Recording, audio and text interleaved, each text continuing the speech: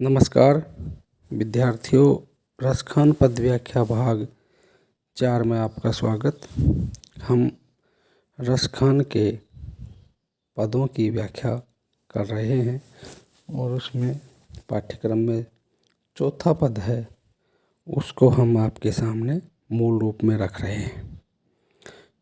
रसखान क्या कहते हैं? एक समय मुरली धुनि में रसखानी लियो कहू नाम हमारो, ता दिन ते परि बैर बिसासन झांकन देत नहीं द्वारो, होत जवाब बचाओ सो क्यों करी, क्यों अली भेटिए प्राण प्यारो, दृष्टि पड़ी तब ही चटको अटको हियरे पियरे पटवारो।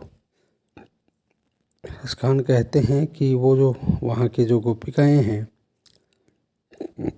क्या कहते हैं कि एक समय मुरली धुनि में, एक समय मुरली की धुन पड़ी और उसमें नाम किसी का उसका लिया, ता दिन से परिबैर विशासन झांकन देत न द्वारो, और उस दिन के बाद में वो किसी दूसरे को अपने भीतर, दूसरी जो भाव है, अपने द्वार में झांकने का मतलब यहाँ पर घर में झांकने का नहीं मतलब है, यानी वो दूसरी जो ध्वनि है, दूसरा जो गुंज है, उसको अपने भीतर, अपने हृदय में, अपने मस्तिष्क में धारण ही नहीं करना चाहते।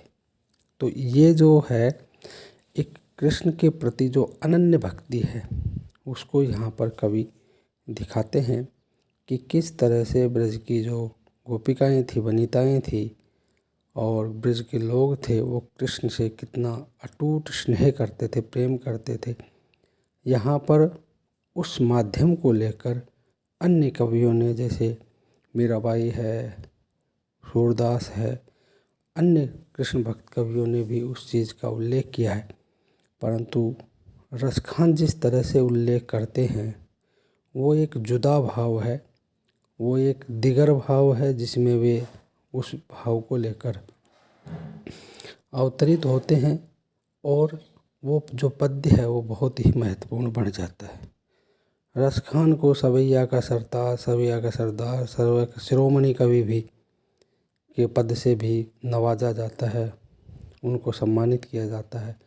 और ये सच है कि सवैया के माध्यम से कृष्ण भक्ति करने वाले वे पहले कृष्ण भक्त कवि हैं।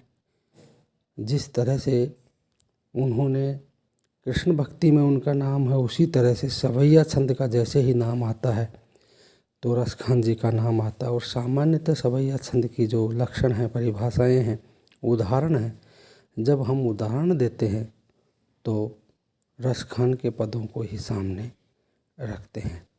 तो इस तरह से ये पद्य था जिसमें वो कृष्ण की उस छवि को और उसके उनके जो चाहने वाले हैं उसके नाम उससे वो प्रस्तुत करते हैं। तो यहाँ पर अब ये देखिए, हियरे पियरे, तो इसमें अन्य अंत्यानुप्रास अलंकार है, माधुर्य काव्य गुण है, वैदर्भिक रीति है और बहुत ही सरस मधुर पद्य है, गेयता इसमें निरंतर है। ये तमाम बातें हम अपने टिप्पणी विशेष के रूप में लिख सकते हैं। धन्यवाद।